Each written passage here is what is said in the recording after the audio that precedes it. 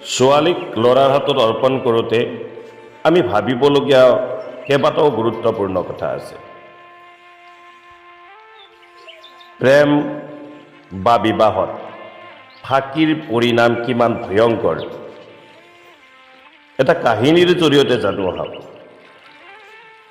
আমিৰ খানে আদৰা সত্যমেৱ জয়তে অনুষ্ঠানত দিল্লীৰ কোমল চেঠি নামৰ যুৱতীগৰাকীয়ে কি ক'লে, আলোচনাৰ পৰা জানো আহক এই বিষয়ে।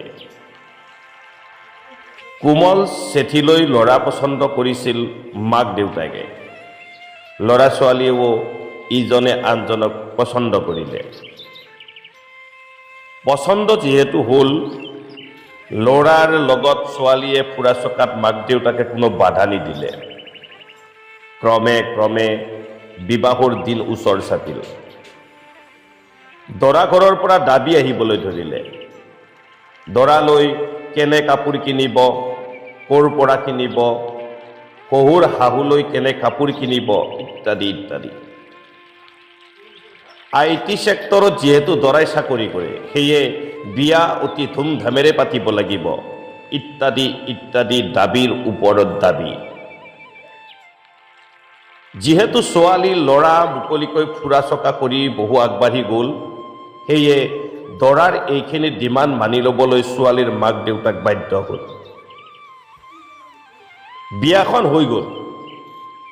বিয়াৰ এদিন দুদিনৰ পিছতে ছোৱালীয়ে লগত নিয়া কাপোৰবোৰ দেখাই দেখাই, চিহ এনে কাপোৰ আনিছ, চিহ লাজ লগা নাই, ইত্যাদি ইত্যাদি কথাৰে শাহুৱেকে কোমল চেঠিক ককৰ্থনা কৰিবলৈ ধৰিলে।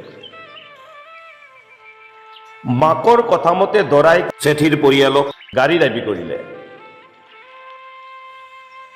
ছোৱালীজনীৰ সুখৰ বাবে দেউতাকে 7 লাখ টকাৰে এখন গাড়ী কিনি দিলে। পিছতে শাহুলৈ সোণৰ চেইন দাবী কৰিলে। ছোৱালীৰ সুখৰ বাবে তাকো ছোৱালীৰ দেউতাকে দিবলৈ মান্তি হ'ল। এনেকৈ ইটোৰ পিছত সিটো দাবী চলি থাকিল। ছোৱালীৰ ঘৰৰ পৰা 60 লাখ টকাৰ বস্তু ল'ৰাৰ পৰিয়ালে দাবী কৰি কৰি লৈ ল'লে। ঘৰৰ সকলো কাম কোমল চেঠিৰ হাতুৱাই কৰোৱাই আৰু গোটেইবিলাকে দকচি খায়, কিন্তু কোমল চেঠিলৈ ভাত চব্জি ৰয় নৰয় আদি একো খবৰ নলয় পৰিয়ালৰ লোকে। কোমল চেঠিক গিৰিয়েকে কয়, তোক মই কাম কৰা চাকৰ হিচাপে আনিছোঁ, গতিকে কাম কৰিবই লাগিব। তেনেতে আকৌ কোম্পানীয়ে ট্ৰেইনিঙৰ বাবে দৰাক আমেৰিকালৈ পঠালত আমেৰিকালৈ যোৱাৰ খৰচৰ বাবদ উৰাজাহাজৰ টিকটৰ দামো শহুৰেকৰ পৰা দাবী কৰি ল'লে। কিন্তু কোমল চেঠিয়ে যেতিয়া গম পালে যে আমেৰিকালৈ যোৱাৰ খৰচ কোম্পানীয়ে বহন কৰিছে, তেতিয়া পতিৰ আন এটা ফাঁকি ধৰা পৰিলত কোমল চেঠিৰ ভীষণ খং উঠিল। আমেৰিকালৈ লগত কোমল চেঠিকো লৈ গৈছিল। আমেৰিকাত গৈও আকৌ বস্তুৰ ডিমাণ্ড আহিল। তাত লগা সোফা, আচবাব, টিভি, লেপটপ আদি ডিমাণ্ড কৰিবলৈ আৰম্ভ কৰিলে। নিৰ্দিষ্টকৈ চাউল, দাইল, শাক পাচলি আনি ইমান দিন যাব লাগিব বুলি কৈ নিজে পেট ভৰাই খাব আৰু কোমল চেঠিয়ে খাবলৈয়ে নাপায়। এনেকৈ খাবলৈ নাপাওঁতে নাপাওঁতে কোমল চেঠিৰ ওজন 52 কেজিৰ পৰা 36 কেজি হ'লগৈ। ডিমাণ্ডৰ লগে লগে কোমল চেঠিক মাজে মাজে বস্তু নিদিলে ডিঙি চেপি হত্যা কৰাৰ চেষ্টা কৰে গিৰিয়েকে। বহুদিন গিৰিয়েকে ডিঙি চেপি হত্যা কৰিবলৈ চেষ্টা কৰিছিলে, সেয়েহে কোমল চেঠিয়ে প্ৰতিটো দিন জীৱনৰ অন্তিম দিন বুলি ভাবিবলৈ ধৰিলে। ঘৰলৈ ফোন কৰিলে দেউতাকে কয়, মাজনী সহ্য কৰিবলৈ শিক, ধৈৰ্য ধৰিবলৈ শিক। তোৰ সুখৰ বাবে মই তোৰ শহুৰৰ ঘৰৰ পৰা যিমান দাবী আহিছে তাকে পূৰ্ণ কৰিবলৈ চেষ্টা কৰিছোঁ, দিবলৈ যত্ন কৰিছোঁ। নহয় দেউতা, ইহঁতে মোক মাৰি পেলাব। ইহঁত বহুত বেয়া মানুহ। মোক ইহঁতে চাকৰৰ দৰে ব্যৱহাৰ কৰে। সাংসাৰিক জীৱনত এনে সৰু সৰু ঘটনা থাকেই। কোমল চেঠিয়ে নিজৰ যন্ত্ৰণাময় জীৱনৰ কথা ক'বলৈ বাদ দিলে। এদিন এনেকৈ কোমল চেঠিক ডিঙি চেপি ধৰিলত কোমল চেঠিয়ে উশাহ ল'ব নোৱাৰা হৈছিল। মৰিলে অসুবিধা হ'ব বুলি কোমল চেঠিক চেপা এৰি বিচনাৰ পৰা বগৰাই পেলাই ঘৰৰ সকলো খোৱা বস্তু বেগত ভৰাই পানীৰ টেপ বন্ধ কৰি ফিল্টাৰৰ পানীত পেলাই থৈ গিৰিয়েকে কোমল চেঠিক বাহিৰৰ পৰা তলা লগাই বন্ধ কৰি কৰবালৈ গুচি গ'ল। কোমল চেঠিয়ে তেনেকৈ এৰি নাযাবলৈ হাতে ভৰিয়ে ধৰিলতো স্বামীয়ে নুশুনিলে। বাৰ বাৰ কোমল চেঠিয়ে গিৰিয়েকক ফোন কৰিলতো ফোন নধৰিলে। এদিন, দুদিন, তিনিদিন গ'ল, নাই, গিৰিয়েকৰ খবৰ নাই। কোমল চেঠিৰ খাবলৈ পানী অকণো নাই, কিন্তু গিৰিয়েকৰো কোনো খবৰ নাই। 4 নম্বৰৰ দিনা কোমল চেঠিৰ হাত ভৰি উখহি ফুলি উঠিল। একো উপায় নাপায় কোমল চেঠিয়ে শেষত আমেৰিকাৰ নাৰী সহায়কাৰী সংস্থালৈ ফোন কৰি সকলো বিৱৰি ক'লে। নাৰী সহায়কাৰী সংস্থাই কোমল চেঠিক উদ্ধাৰ কৰি হাস্পাতালত ভৰ্তি কৰালে।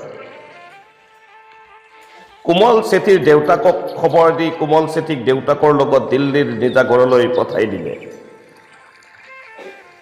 ছোৱালীয়ে ল'ৰাক পচন্দ কৰোঁতে বা ভাল পাওঁতে যদি ল'ৰাৰ সামান্য ফাঁকি ধৰা পৰে তেতিয়াই সেই সম্পৰ্ক ছেদ কৰিব লাগে।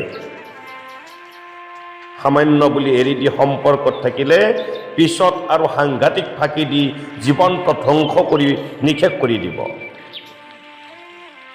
যে বিবাহৰ দৰে পবিত্ৰ সম্পৰ্কত সামান্য ফাঁকি দিব পাৰে সি স্বাৰ্থৰ বাবে ভয়ংকৰ ফাঁকিও দিব পাৰে।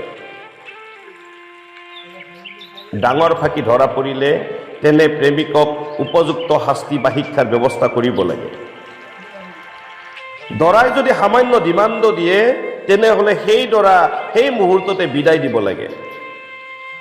সামান্য বুলি তাক দিলে পিছত ডাঙৰ ডিমাণ্ড কৰিব আৰু ডিমাণ্ড বাঢ়ি গৈয়েই থাকিব। এনেকৈয়ে এটা জীৱন শেষত নিঃশেষ হৈ যায়। ভাল চাকৰি, অভিজাত পৰিয়াল, ধন সম্পত্তি চাই ছোৱালীক বিয়া দিয়াৰ আগত পৰিয়াল আৰু ল'ৰাৰ আচৰণ কাৰ্যকলাপ অধ্যয়ন কৰা উচিত।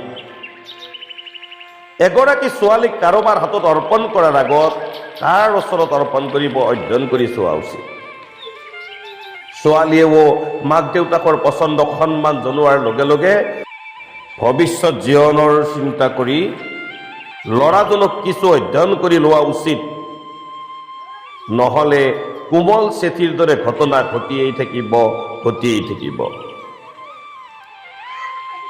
ল'ৰা পচন্দ কৰোঁতে হোৱা পিতৃ মাতৃৰ সামান্য ভুলে সাংঘাতিক বিপদ কঢ়িয়াই দিব পাৰে। ছোৱালীবোৰো সাৱধান হওক যাতে প্ৰতাৰিত নহয়। অভিভাৱকো সচেতন হওক যাতে ডিমাণ্ডৰ ওপৰত ডিমাণ্ডৰ মুখামুখি নহয়। আজিলৈ এৰিছোঁ। এনেকুৱা বাস্তৱ কাহিনীৰ সৈতে পুনৰ আহিবলৈ সহযোগিতা আগবঢ়াই উৎসাহিত কৰি থাকিব। মই তাৰে আশা ৰাখিলোঁ। সদৌ শেষত সকলোৰে সুস্বাস্থ্য, দীৰ্ঘায়ু আৰু মংগলময়ী জীৱন কামনাৰে আজিলৈ এৰিছোঁ। ধন্যবাদ, নমস্কাৰ।